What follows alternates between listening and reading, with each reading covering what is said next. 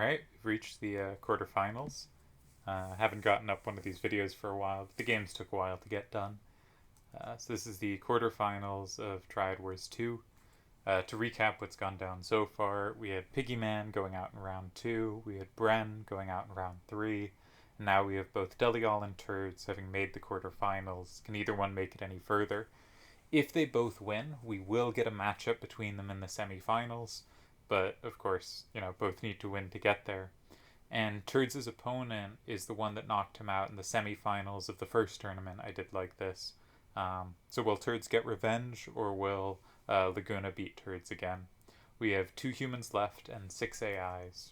Who will prevail?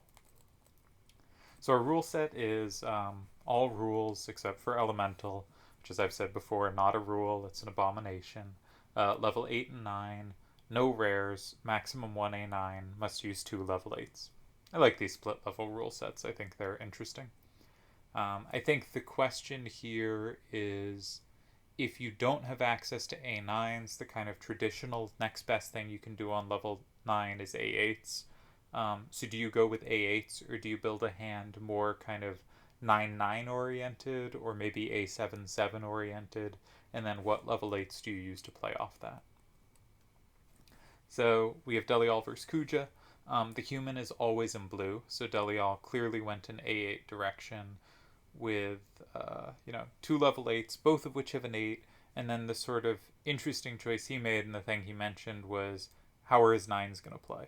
And when he saw his opponent's hands, he went, phew, they have a ton of 8s, my 9s are going to play well. And I think that's a good understanding. I've been doing a bunch of hand testing recently, and A8 8s are, pretty good cards on level 10, but I've noticed their value goes down so much for like every just single number 9 in the opponent's hands. And so like A8 8s often play really well against things like 8-8 7-6s or other 8-8 6-6s, cards that don't have 9s on them. But as soon as there are 9s, they really drop off. And I think are not a great choice overall, at least to have a lot of in your hand, because their value drops so quickly. So it's interesting to see Delial immediately have this understanding that, oh, phew, my 9s will play well here. The human's always going to be in blue. Delial gets first turn. Here he considered 2 moves. He considered 8-9, 8-2, and 7, which is a really interesting move. Just something that plays against the fact that the opponent's hand is weak going left, gives it no free capture from 8, and just starts building out things that are difficult for them to take. He eventually chose against it, though. I think there's a decent chance 8-9, 8-2, and 7 was a better first move than the one he went with. But he kind of gets the weakest card out of his hand, one that he doesn't think will play all that well for the rest of the game. And similarly importantly, he mentioned he wanted to keep 8-9, 8-2. He thought that might be his win condition here. And I wasn't entirely sure why he thought that. One reason is it's sort of the most tri-directional card in his hand. So for more than one capture at the end of the game, if you can set it up right, and by starting in 3, specifically by starting on the right side of the board, it makes it more likely it will have squares open at the end that can use a lot of its power. But he said more that with all the like 2s and 8s running around, that there was a chance for random pluses or sames to emerge at the end. Pluses, I guess. And that also its 9 has a ton of capturing potential, right? The opponent's hand is nothing that can deal with that 9. So that 9 will be able to capture something at the end of the game.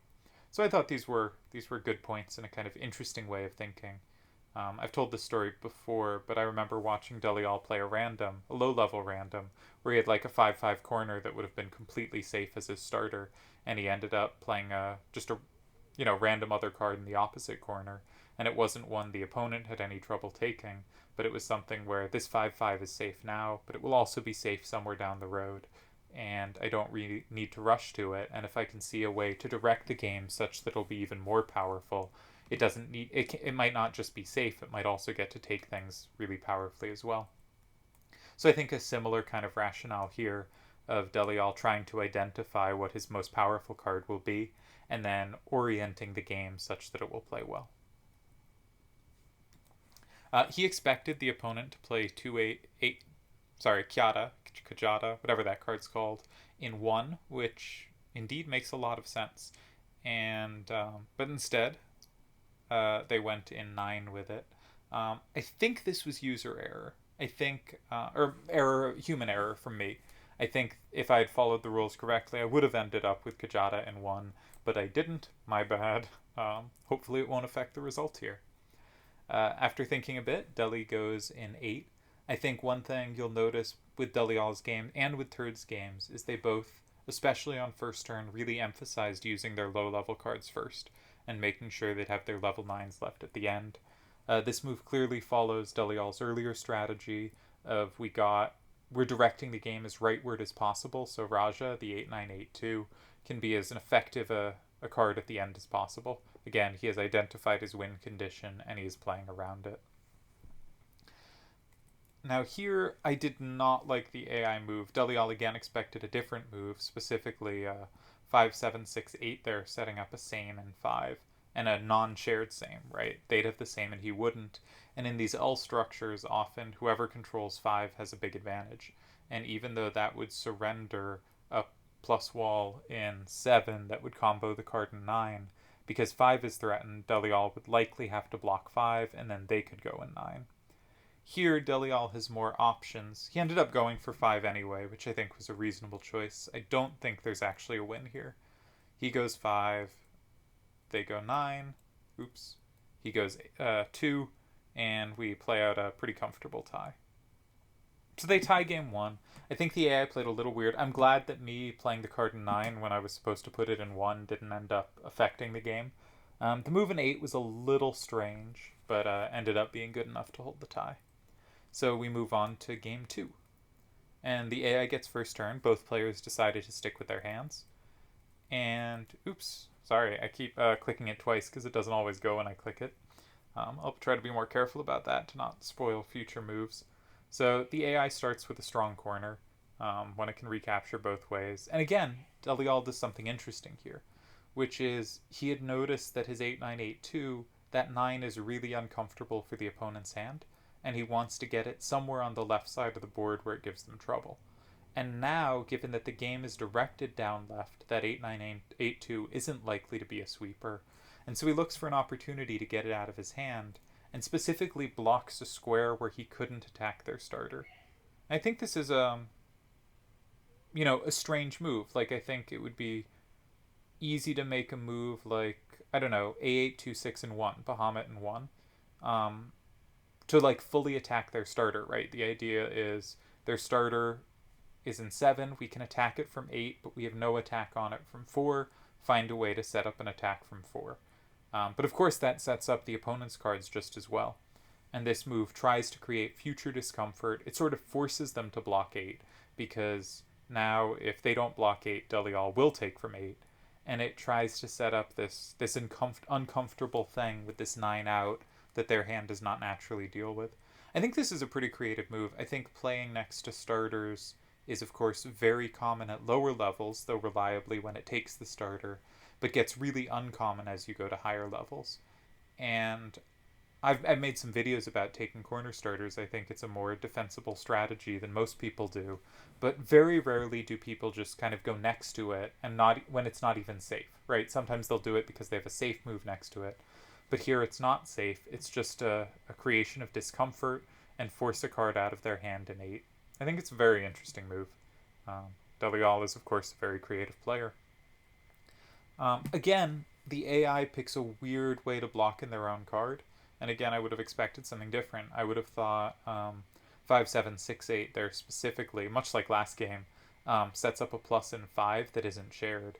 And by having a threat in 5, it makes it harder for Delial's spot. And I think that would have definitely put Delial on the back foot here. I think that they had a way to set up 5 means his move was interesting, but probably not the most pressuring possible, and probably should leave him on the defensive. But after this move in 8, they have no threat in 5. Yes, sorry.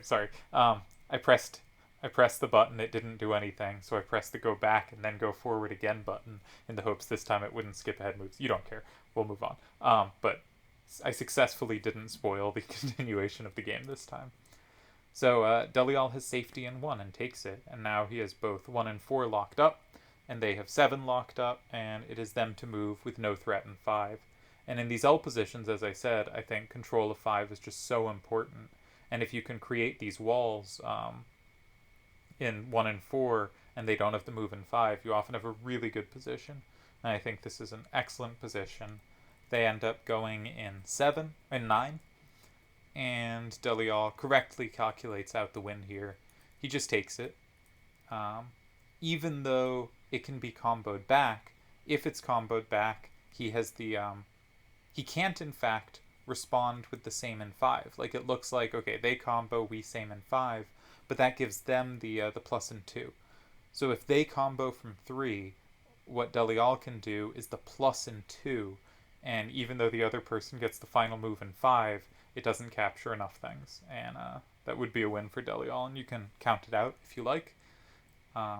They end up going in 5, and from here it's pretty simple. Last card doesn't take anything, and Delial becomes our first semi-finalist. Can Turdz join him? I liked these games. I thought the way that Delial really considered 8-9-8-2, that's why I talked about it the most, because I thought it was really interesting, where on first turn he was looking, how can I set it up to be as effective as possible? And that led to some straightforward but interesting play to get there. And this second game, it was, okay, they've gone in the bottom left side. 8-9-8-2 is no longer my win condition, but the 9 is still useful. How can I discomfit my opponent with it as much as possible? So in one game, he wanted to use it as the starter, but avoided it. And the next game, he did use it as soon as possible because of the kind of directionality of the game. So I found that interesting. I hope you do too. And we move on to Turd's game. So Turd's is having a rematch with Laguna. And we know Laguna, I think, is a really strong AI. If you look at the game it beat Turdz with in the semifinals of the last tournament I did, it just played very strong and forcefully and basically won immediately and then converted cleanly. So this is going to be a big rematch for Turdz. It is definitely the most difficult opponent anyone has faced so far.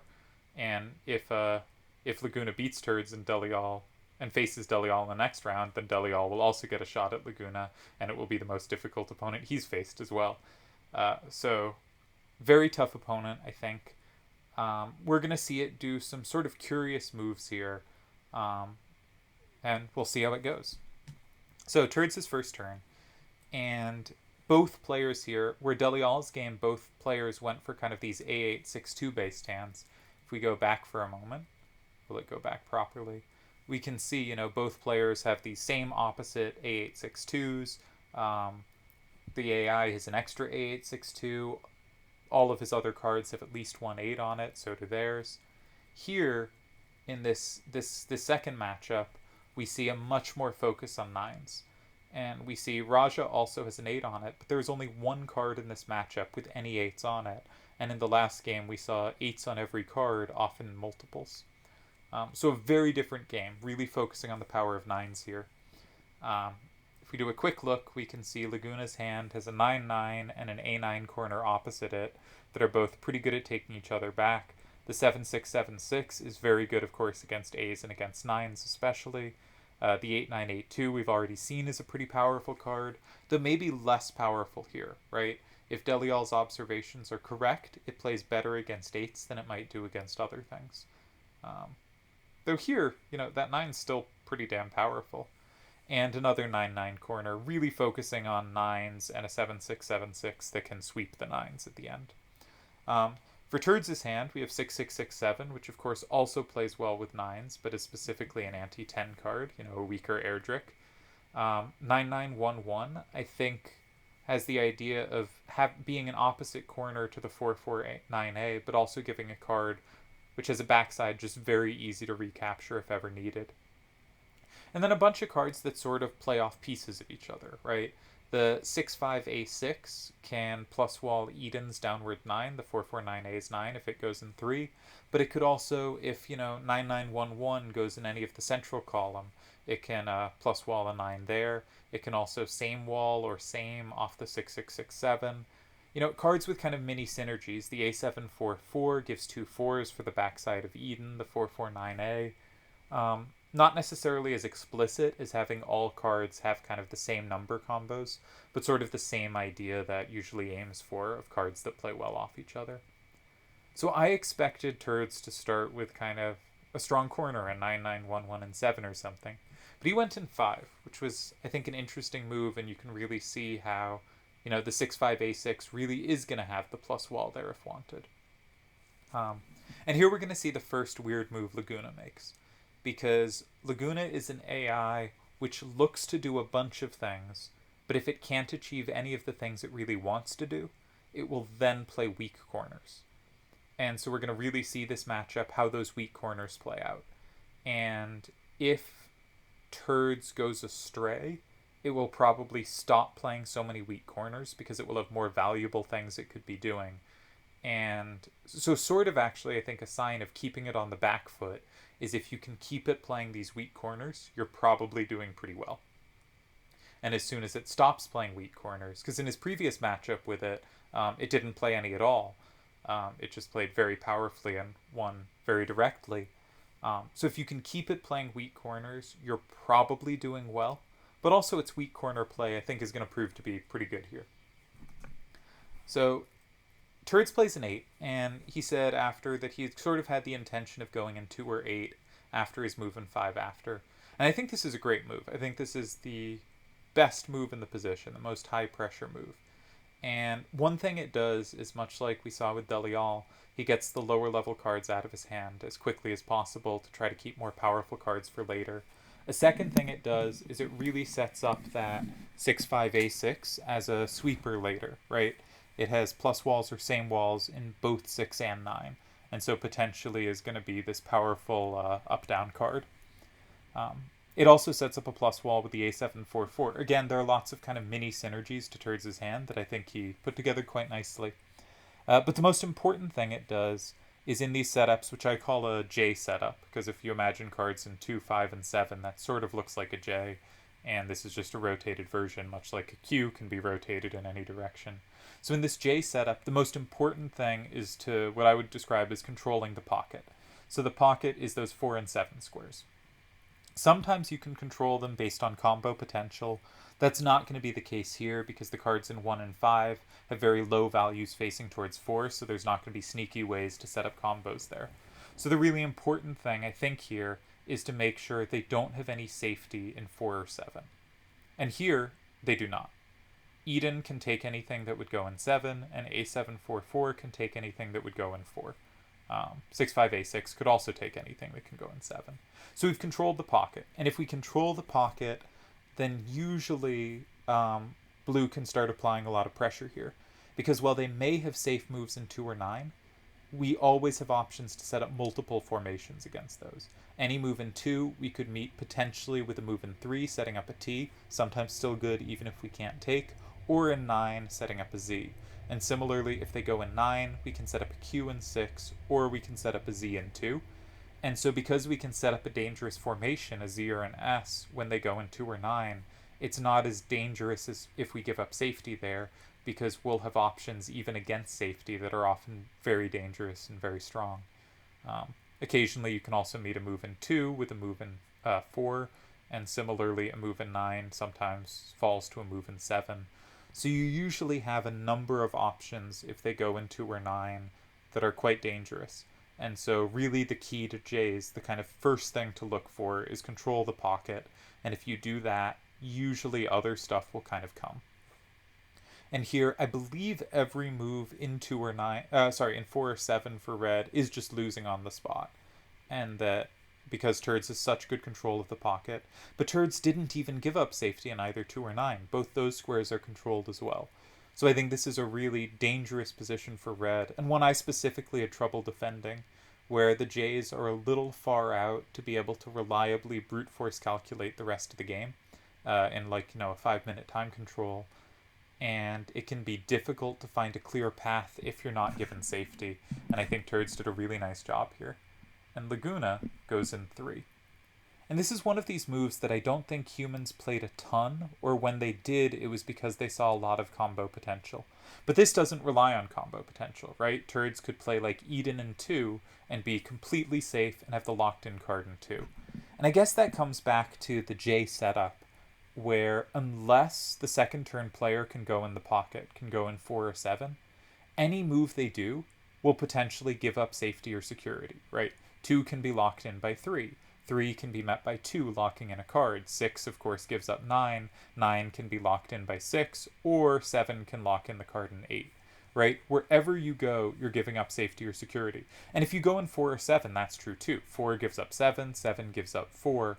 But as long as you're safe, you're getting 1 back when giving up 1. So that's usually the preferable option. If you can go in 4 or 7 and it works, that's usually best. Here, it doesn't work, so we're looking elsewhere. But any of the other squares are going to give up somewhere secure. So while 3 looks like it's giving up something big in 2, if 2 gives up itself to a move in 3, it doesn't really make a difference which one you go in from a kind of theoretical perspective. And the interesting thing about a move in 3 is because it makes 2 so valuable, it kind of forces 2, right? Sometimes you'll see moves in 7 or 9 here, very occasionally 4 or 6, but oftentimes it forces the move in 2. So a move in 2, the opponent could go in 3 or the opponent could go in 9.